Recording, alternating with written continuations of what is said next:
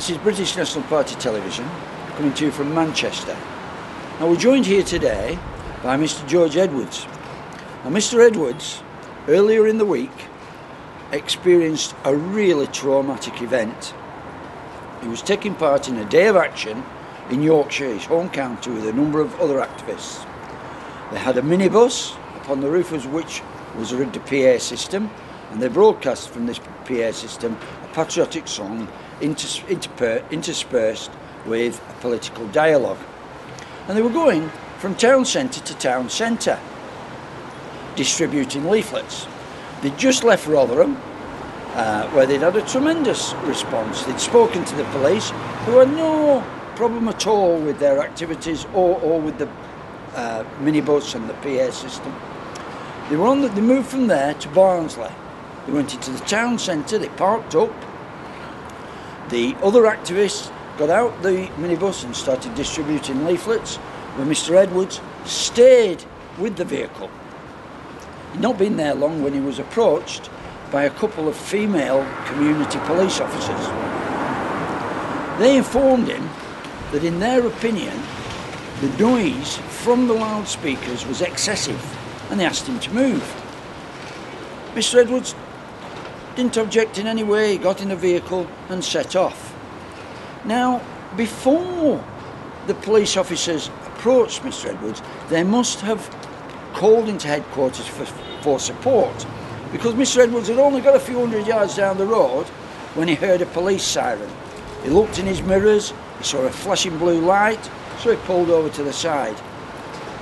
As he got out of the vehicle, he was approached by this police officer, who, as soon as he reached him, struck out to grab him without giving any warning or anything at all. Mr. Edwards lurched backwards in surprise, and as he lurched backwards, the police officer used pepper spray in Mr. Edwards' face 3 times, and then he grappled him to the floor. Now the following few seconds are a little confusing, and we don't know exactly what happened. But apparently the incident had been watched by some security guards who were concerned for Mr. Edwards' safety. And they came over and they dragged the police officer off, took Mr. Edwards onto a grassy area, put him in the recovery position, wiped his eyes and gave him whatever help they could. The police then came again to Mr. Edwards and took him to the local police station. They seized some property from the minibus, a laptop computer and a couple of other things, and then released Mr. Edwards on bail.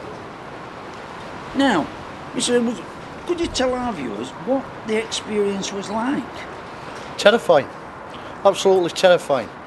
It's, I remember turning round to the police officer to actually speak to him, and he shot me 3 times in the face with his spray thing, and it's next minute I'm blind.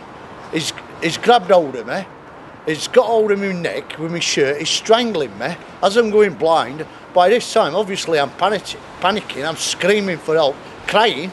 I'll admit it, I were crying. I won't like anybody to go through this experience.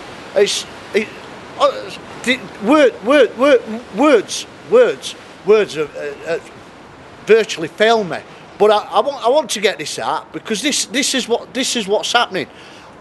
I was lawful, I was legal, I was doing an appropriate thing on behalf of a legitimate political party, which is obviously the British National Party, and they didn't like it. They sent out a local thug, and the local thug basically nearly killed me. I was absolutely in fear for my life. Now, I'm not kidding. Anybody can make a joke and laugh about this situation, but at the end of the day, in reality, this thing is happening, because this only happened to me a few days ago. Now, what I've got to say to anybody out there what is thinking of activating and actually making a noise about it, yeah, they are accountable, because they can't hurt you. They can hurt you physically, but they can't kill you, because there's plenty of other people out there what will stop them. But could you tell our viewers, will this event deter you from taking part in future political activities with the British National Party? Not at all. Not at all. All this has done is made me more determined for what's right and what's wrong. It's about what's right and what's wrong. And it's as simple as that. Yeah, I'm here today. I'll do my little bit here today. Whenever I get the opportunity, I talk to people. I explain to people what I perceive to be wrong within our country, within our. You know what I'm saying. You completely understand what I'm saying. And it's like, if anybody's watching this, what's thinking of getting involved, then do get involved, because if you don't get involved, basically you're accepting what's happening, and it's not right to accept what's happening, because what's happening is wrong. We've got to put things right. Now, I'm sure the viewers will respect the courage of Mr. Edwards to turn out and take part in BNP activities so soon after such a horrendous event. And we'd like to just make the point that we believe that this police officer was a rogue officer. We believe he was unusual. We don't usually get this type of response at all, as I'm sure if you speak to any BNP group, they'll tell you that. So we don't want people to be deterred from taking part. We need to show the same courage that Mr. Edwards has shown. Thank you very much for watching. So now you know, that's what's going on in your country with a police force that's increasingly out of control. It's time to stand up and do something about it. Now you might think, well, if I do, is that sort of trouble going to come to me? And the answer is no, definitely not. If you go out with a van playing a patriotic song that certain policemen really don't like, and if you insist on standing up for your rights to do so, then yes, I'll be honest, that could cause you trouble. But I'm not asking you to do that. I'm asking you to vote for us. I'm asking you to come out leafleting for us, meeting ordinary people on the streets and telling them why you're involved in the British National Party. And doing that, there's no risk at all. The risk is doing nothing, because that police mentality that they think they can get away with that sort of disgusting behaviour, if they can do it against George, if they can do it against us, they can do it against you, they can do it against everybody. And we had to stand up and fight against it. So the last thing on this video is going to be actually that song. You see the lyrics, make up your own mind. And when you've made up your own mind, do one thing more. Make a vow to yourself and mean it and do something about it, that you're going to help us stand up for our rights, stand up for our freedom, and make sure that our people have the right to hear those songs, to feel love for their country and tell other people how they feel. This is a land of kings and queens, cobbled streets, rivers and streams. This is the land of hope and glory. This is a land of beautiful places, fields of green and open spaces. This is the land of hope and glory. This is England.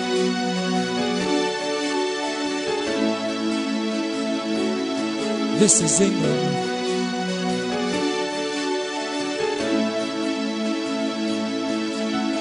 Wreaths of poppies on Armistice Day. What a price they had to pay. They spilled their blood on Flanders Field in the morning.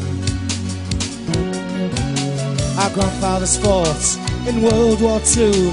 They gave their lives for me and you, all for the land of hope and glory. This is England.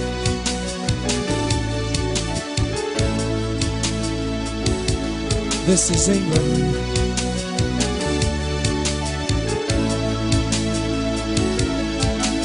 War-torn streets and riot shields, petrol bombs, and how do you feel?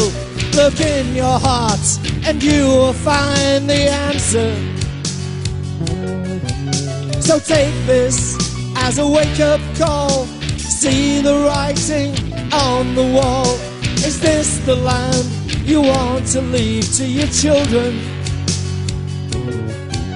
They bleed the state and ask for more. It's time Britannia closed the door. They crossed these shores for 30 pieces of silver.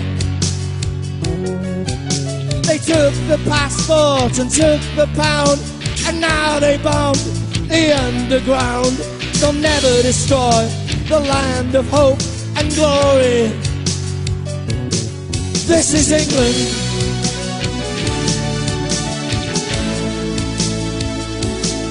This is England.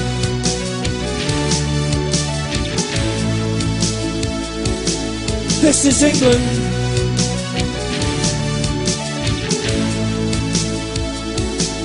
This is England.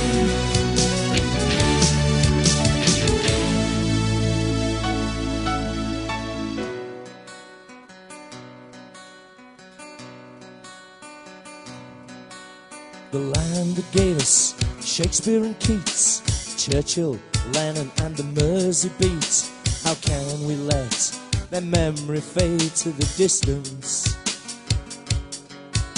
No turning back, no place for fear. It's been this way for 1,000 years. Seek the truth, don't let them silence your feelings. You breathe the land and feel the pain when the cross of St. George runs through your veins. The time has come to dry the tears of Britannia. It's never too late to save this land. How can we make them understand? This is the land of hope and glory. This is England.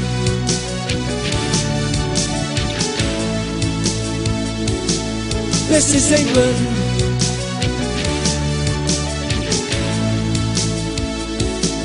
This is England.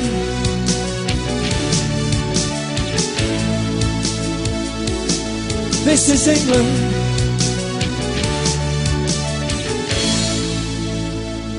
This is England.